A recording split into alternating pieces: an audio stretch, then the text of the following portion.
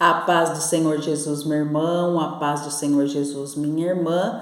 Hoje vamos para a nossa lição de número 7, os pensamentos, a arena de batalha na vida cristã. A nossa verdade prática diz o seguinte: o cristão sábio e prudente preserva sua mente, tornando seus pensamentos obedientes a Cristo. Glória a Deus. O nosso texto áureo está em Filipenses 4:8. Quanto ao mais, irmãos, tudo que é verdadeiro, tudo que é honesto, tudo que é justo, tudo que é puro, tudo que é amável, tudo que é de boa fama, se há alguma virtude e se há algum louvor, nisso pensai. Essa é a leitura que vai subsidiar todo o nosso estudo dessa lição de número 7. Nós vamos enfatizar a importância de uma mente renovada, disciplinada e alinhada com Cristo. Glória a Deus. O intelecto, irmãos, ele é a parte cognitiva, o aspecto racional da alma. Ele compreende a capacidade de pensar, raciocinar, conhecer, compreender. Nessa lição, nós vamos estudar a respeito dos pensamentos. Glória a Deus. Vamos lá para o nosso tópico 1, irmãos. Uma visão introdutória à experiência de Adão e Eva. No estudo da antropologia bíblica, é importante sempre buscar primeiro no Gênesis os fundamentos de nossa compreensão teológica. Ali, os traços da personalidade humana se manifestam originalmente na vida do primeiro casal. O aspecto racional é visto na capacidade de comunicação, compreensão e governo do homem sobre a criação e em seu relacionamento interpessoal com o Criador. Para todos esses processos, Adão e Eva usaram o intelecto, raciocinando, elaborando pensamentos e tomando decisões. Exemplo disso é o comportamento mental relativo ao pecado. Eva pensou o que não devia e foi enganada. Adão não pensou o que devia e pecou. Pois é. Conceito e origens. Os pensamentos são processos mentais constituídos de informações, reflexões, lembranças, sentimentos, sons, imagens. A despeito dos mistérios da mente humana, sabe-se que eles se originam de fatores internos, biológicos, psicológicos e espirituais, ou também externos, ambientais, experiências do cotidiano, Podem também ser uma combinação desses fatores. Qualquer que seja a origem dos pensamentos, cabe ao ser humano aceitá-los ou rejeitá-los, aprovando-os ou reprovando-os. Você não é obrigado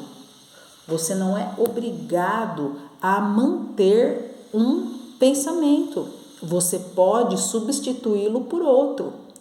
Quantas e quantas vezes temos pensamentos obsessivos, pensamentos que vêm à nossa mente e que por vezes não conseguimos, parece, tirar a nossa mente daquilo, mas pensamentos podem sim ser substituídos por outros.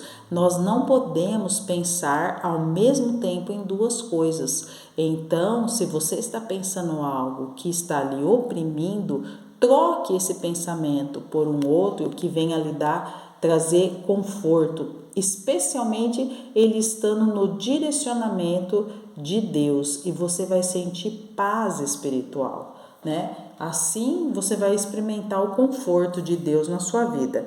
Características dos pensamentos. Em sua amplíssima capacidade imaginativa, o ser humano ele pode construir na mente cenários silenciosos ou barulhentos, simples ou complexos, neutros ou coloridos. Tem gente que sonha e sonha colorido. Sabia que você pode sonhar colorido? Podemos sim. Nossos pensamentos, eles podem ser coloridos. Quantas imaginações já tivemos desde a infância? Do ponto de vista moral, os pensamentos podem ser bons ou ruins, puros ou impuros, verdadeiros ou falsos. Os que são originados de fatores externos são frutos de experiências sensoriais. E é aqui que devemos prestar atenção. A mente cria a partir de conteúdos que obtém por meio dos órgãos dos sentidos. E quais são os órgãos dos sentidos? Os olhos, o ouvido. Perdão, irmãos. Os olhos, o ouvido, a boca, as mãos, o nariz. Então, nós temos a visão, a audição, o tato, o paladar e o olfato. Esses são os nossos 5 sentidos, tá? Por isso, abster-se de toda a aparência do mal é essencial, pois através desses nossos 5 sentidos, a nossa mente é impressionada e os nossos pensamentos são produzidos, e eles podem ser bons ou maus, exatamente como acabei de falar. Eles podem ser bons ou maus, eles podem ser puros ou impuros, verdadeiros ou falsos. Não podemos alimentar nossa mente com conteúdos enganosos e impuros. Deles podem surgir gravíssimos pecados, como violências, imoralidades sexuais, mentiras, calúnias e maledicências. Cabe-nos abortar o ciclo pecaminoso, cortar pela raiz, esses pensamentos que podem nos levar ao pecado. E por vezes o próprio pensamento já é o pecado. Vamos para o nosso tópico 2, gestão dos pensamentos. Imperativo ético e espiritual. A epístola aos Filipenses é repleta de referências a sentimentos ou emoções, mas possui também uma contundente afirmação acerca da gestão dos pensamentos. Nela, Paulo apresenta o aspecto positivo do emprego da mente. Ao usar o pronome indefinido tudo, abre uma ampla possibilidade de pensamentos, desde que qualificados com os adjetivos verdadeiro, honesto, justo, puro, amável, de boa fama, virtuoso ou digno de louvor. O uso do imperativo afirmativo pensai indica tratar-se de uma conduta ativa e não passiva. É assumir o controle do processo mental e não se deixar conduzir por pensamentos aleatórios ou intrusivos. E o comentarista nos pergunta como temos gerenciado, administrado os nossos pensamentos. Podemos sim e devemos assumir o controle por aquilo que pensamos. Não somos reféns dos nossos pensamentos, somos sujeitos ativos dos nossos pensamentos. Se estamos pensando algo que não deveríamos, à luz da palavra do Senhor, Vamos modificar esse pensamento. Vamos reformular esse pensamento, seguindo os princípios norteadores da palavra de Deus. Acima da técnica, em nossos dias há uma grande quantidade de técnicas de gestão de pensamentos. São estratégias de valor relativo que se limitam ao plano da realidade humana, ao nível terreno. A palavra de Deus vai muito além. Ela nos ensina que a solução é pensar nas coisas que são de cima e não nas que são da terra. Pensar além das circunstâncias temporais, através de percepção e discernimento espiritual, com a mente de Cristo, nos liberta da atmosfera de conflitos mentais comuns à humanidade. Além de encher o nosso coração de esperança, não traz confusão. A visão celestial é infinitamente superior, nos capacita a gerenciar habilmente todos os sistemas dessa vida inferior, efêmera e passageira, além de ser um preventivo eficaz contra a ansiedade. Vocês percebem como nós precisamos realmente gerenciar os nossos pensamentos para que não fiquemos reféns deles, né? Não fiquemos reféns dos pensamentos, precisamos gerenciá-los. Como? À luz da palavra de Deus, fazendo aquilo que a palavra de Deus nos recomenda. Nós não podemos ficar algemados às sugestões que a nossa mente nos traz, porque a nossa mente nos traz sugestões advindas dos sentidos, e eles podem muito bem nos levar ao pecado. Recursos espirituais. A leitura da Bíblia é um recurso extraordinário para a produção de bons pensamentos, inspirados em verdades eternas. Vocês conhecem a Bíblia das promessas?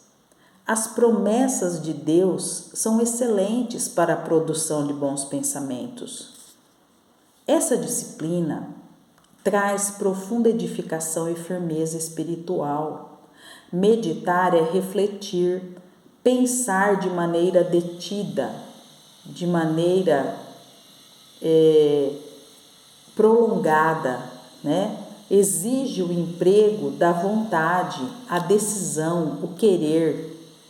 Produz sentimentos elevados, amor, alegria e paz pelas verdades apreendidas, abundante sabedoria e correta direção. Então, nós escutamos muito as pessoas falarem acerca de meditação, né? Que a meditação é muito bom, que a meditação relaxa, que a meditação faz com que nós possamos nos interiorizar, sentir aquilo que estamos verdadeiramente buscando.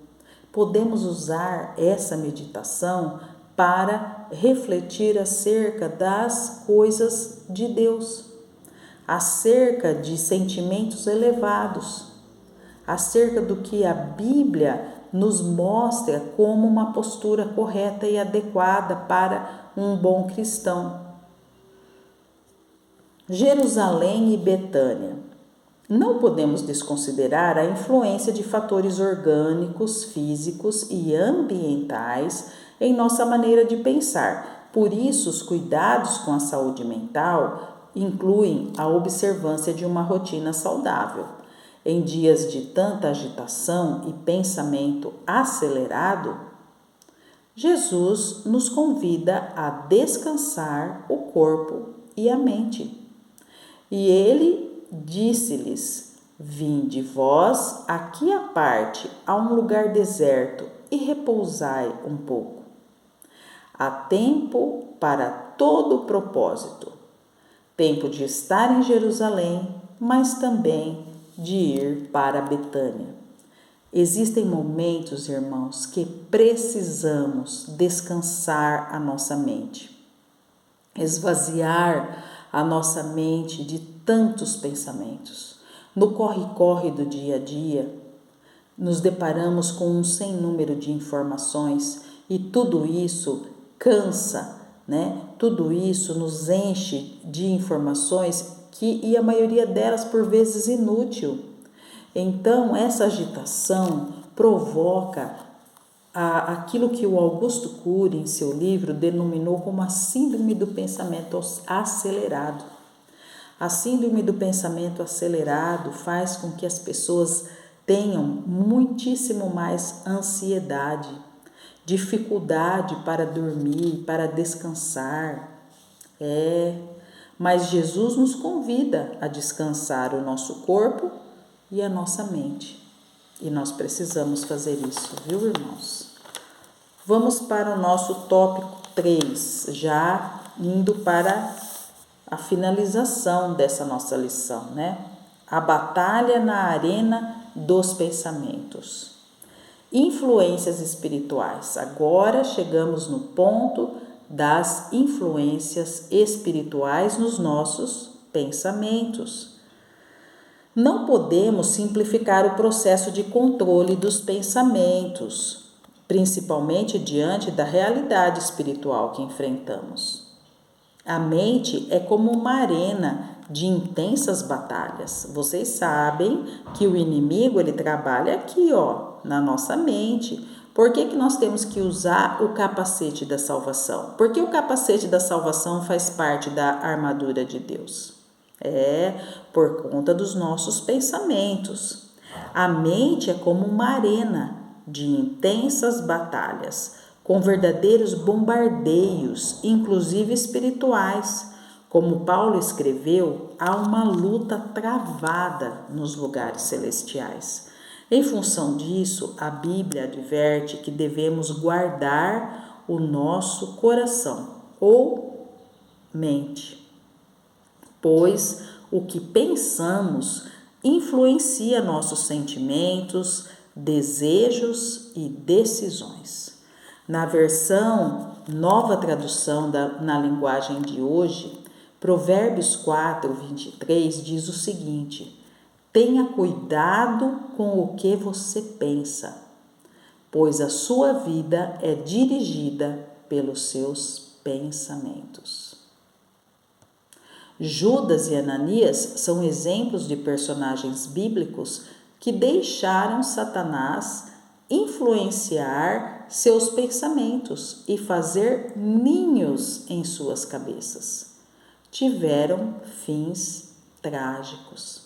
Vocês lembram quando o comentarista falou acerca da frase que é atribuída a Lutero, que não podemos evitar que passarinhos sobrevoem a nossa cabeça, mas podemos evitar que eles façam ninhos nela. Então, o que aconteceu? Judas e Ananias se deixaram influenciar por Satanás em seus pensamentos e fazer ninhos em suas cabeças.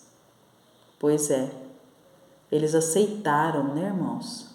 Porque quando isso acontece conosco, devemos rejeitar os maus pensamentos, as más ideias, as maquinações em direção ao mal. Devemos rejeitar.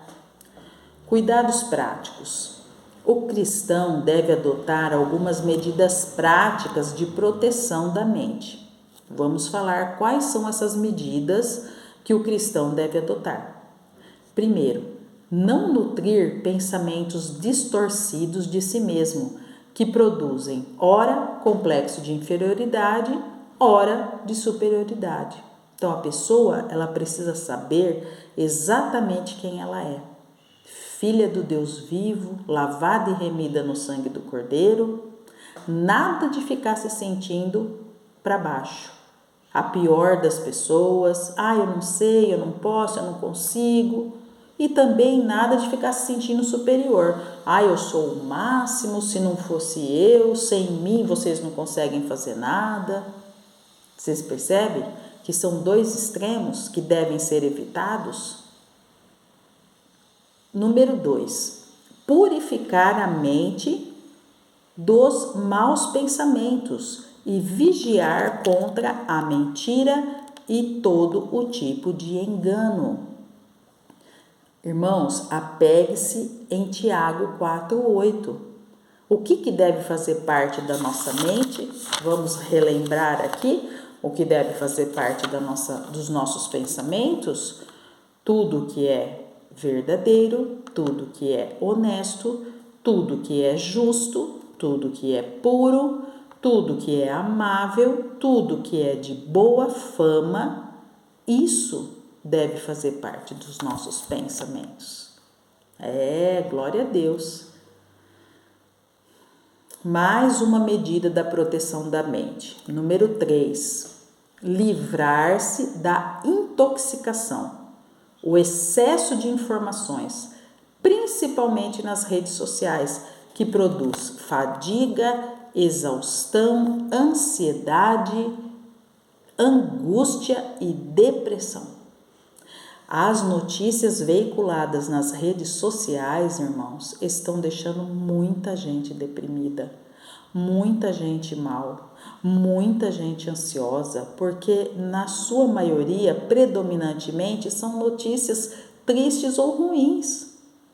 Então, a gente precisa selecionar as informações que chegam até nós, nos livrando do excesso de informações e especialmente das informações prejudiciais, né, ao nosso emocional, especialmente ao nosso emocional.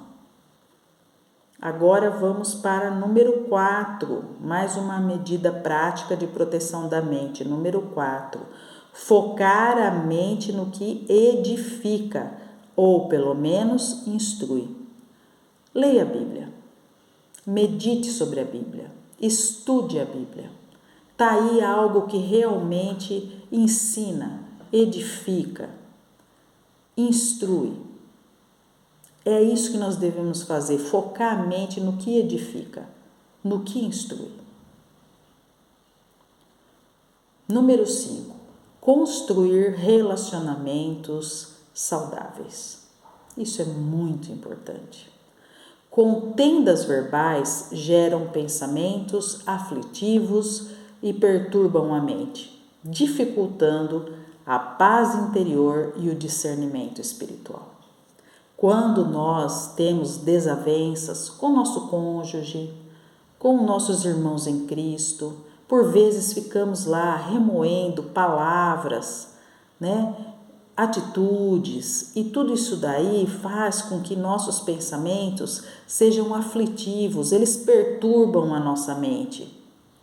E é por isso que devemos ser cuidadosos nos nossos relacionamentos, para que possamos manter relacionamentos saudáveis e evitar esse tipo de perturbação mental, né? Porque isso só dificulta a nossa paz interior e o nosso discernimento espiritual. Vamos para a nossa conclusão, irmãos. Para um viver equilibrado, com quietude e paz na alma, nós devemos realizar o autoexame diário dos nossos pensamentos, à luz da palavra de Deus, rejeitando o que é nocivo e cultivando uma mente focada no que é puro, justo, verdadeiro, como parte essencial de uma vida cristã vitoriosa, guiada pelo Espírito Santo de Deus. Espero que você tenha gostado dessa lição. Deixe seu like, se inscreva no canal e que Deus lhe abençoe.